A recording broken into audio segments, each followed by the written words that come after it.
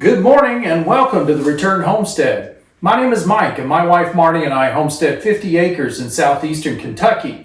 Today we're back in our 2001 Fleetwood mobile home. We are doing a complete remodel on the entire house. We have maybe half of the flooring laid in now and we're into the kitchen. We've got some complicated cuts that have to be made, and if you're going to lay your own flooring, sooner or later you're going to deal with these problems.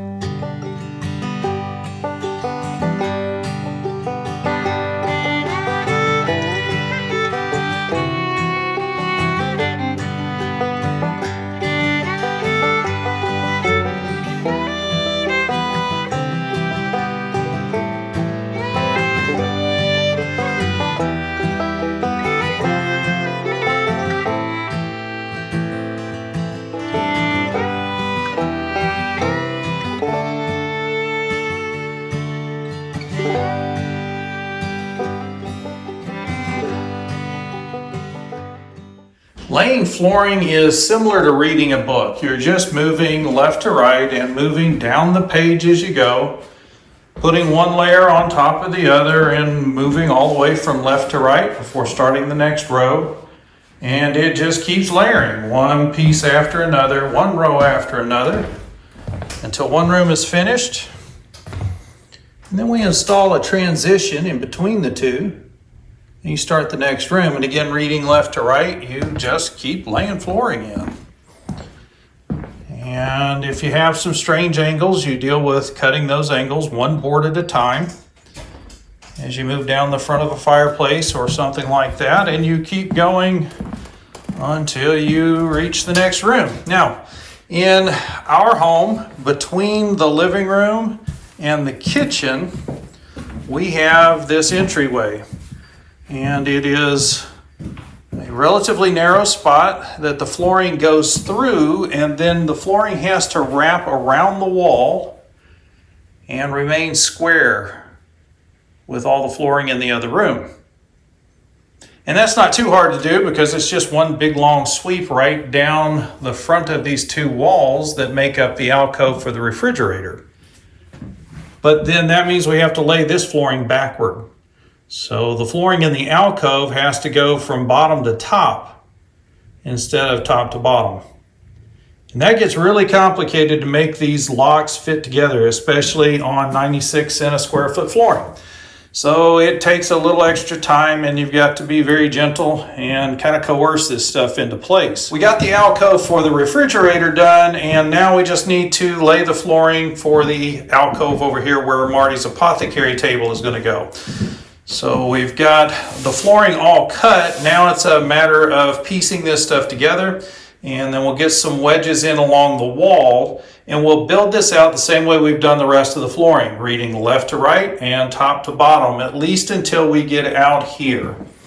And then it's going to take some finagling to line all three, right? Because we've got that piece there in the entryway. We'll have a separate piece of flooring here in the refrigerator cubby, and then there will be another section of flooring here. And the piece of floor that goes out in front of the walls has to line up with and lock into all three. So this is going to be a bit of a challenge, but once we're past this, it's just simple click and lock, left to right, top to bottom, all the way down the hallway to the laundry room. So with most floorings, you can work backward, actually backward this way. Instead of reading left to right and going top to bottom, you can start at the bottom and work backwards going to the top. And that's all dependent on the style of lock that you have. Some of these locks slide together very easily. Some of them you can lay the tile or the plank flat and they'll still lock together nicely. These have to go in at an angle, and getting that angle going backwards, shoving this lip up underneath the other one is not ideal. It does not work well to work backwards with this particular flooring. So we've worked backwards as delicately as I could and got the measurement for this last little strip of flooring that goes in next to the wall. And now we're putting the flooring together the correct way, going top to bottom and left to right. Once we get out to the edge of the wall here, then we'll be able to connect it to the rest of the flooring in the kitchen. So we finally got the alcoves floored. There is a tiny piece of flooring that sticks out in front of this wall as well as that wall, and they're not exactly square. We did have to true things up when we were rebuilding in here. Try to get these walls as square and as plumb as possible, but when you're truing things up, that doesn't always work out. Plus, it does appear that the flooring may actually be a little off square as well, and I'm not sure that that's the flooring. It may actually be the building.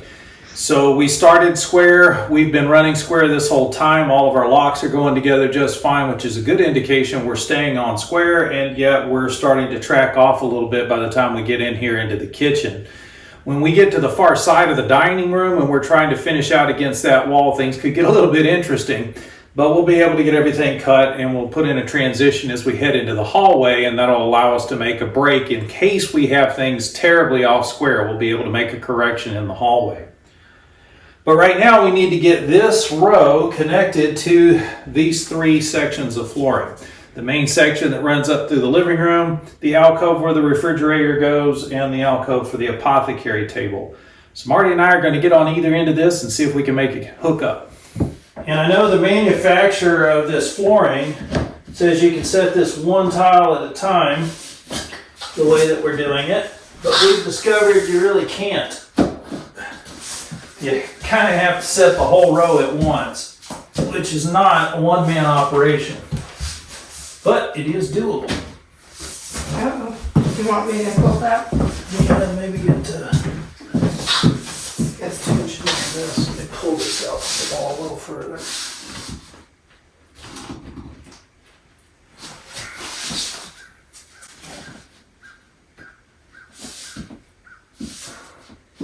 There you go. I got it from there. Okay.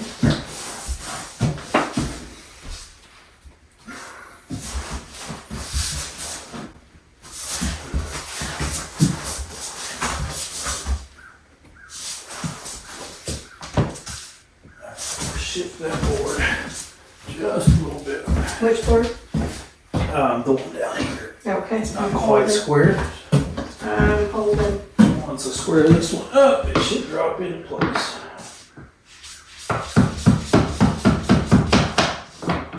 There we go.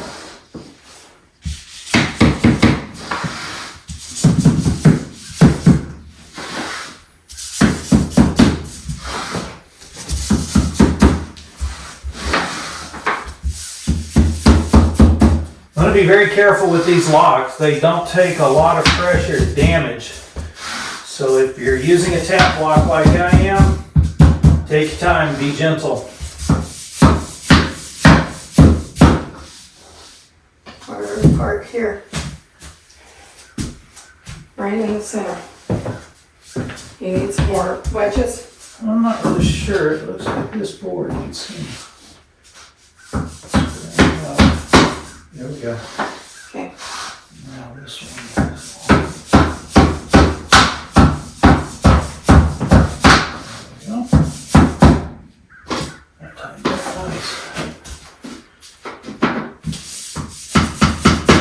And then on this side, we've got almost no wedges supporting this.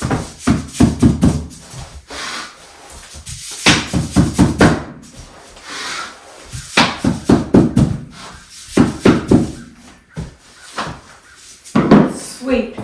Nice, yeah. Just like that, we've got solid flooring in both alcoves. And now we're connected up. So the kitchen and the living room are now connected, and they'll remain in square, or at least as square as we've got it. And we can continue laying across the kitchen and dining room. Things should go pretty quick from here. So now we need to put down some more foam. If you're doing this yourself, you want to make sure you clean the floor. All those little splinters and pieces of wood and bits and pieces of drywall, all of that stuff creates lumps underneath the flooring. So you want to make sure you scrape this off, get any lumps of drywall like this that are on the floor scraped up. We're going to work on getting all of those cleaned up. Marty's going to sweep this up and we're going to lay down some more foam here.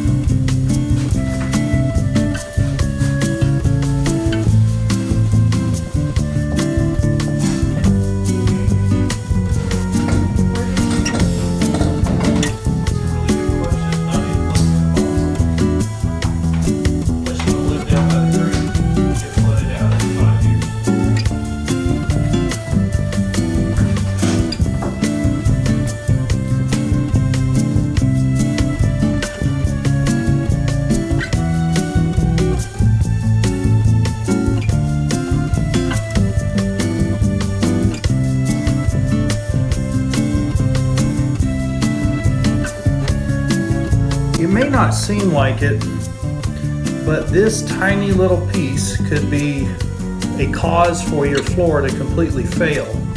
This is a little tiny piece of the locking track that broke loose, and this stuff is just pressed wood. It's really not much different than cardboard.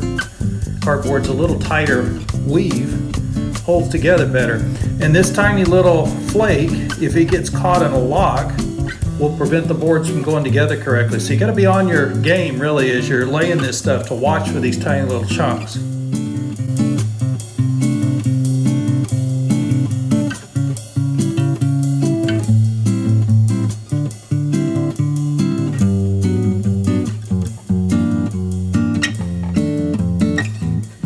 Well, you're going to find a few of these perplexing moments occasionally while you're trying to lay flooring. If we lay floor left to right like we're supposed to, we end up encountering the electrical coming out of the wall.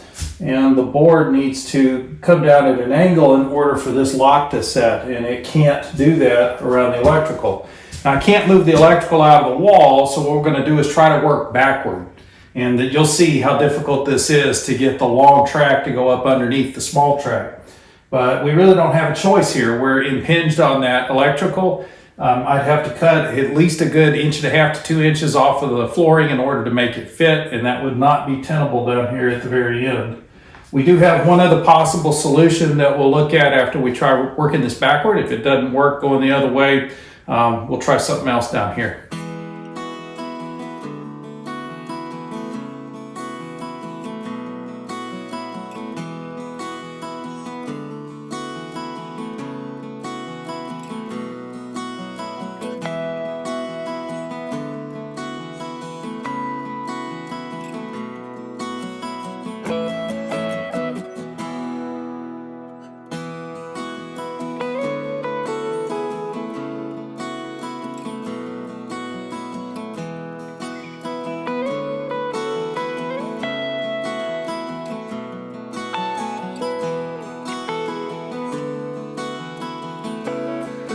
Well, sometimes you just got to know when to say when. We are almost finished here in the dining room. We were trying to get this wall completed, but it's going to require some delicate cutting to go into the hallway from here.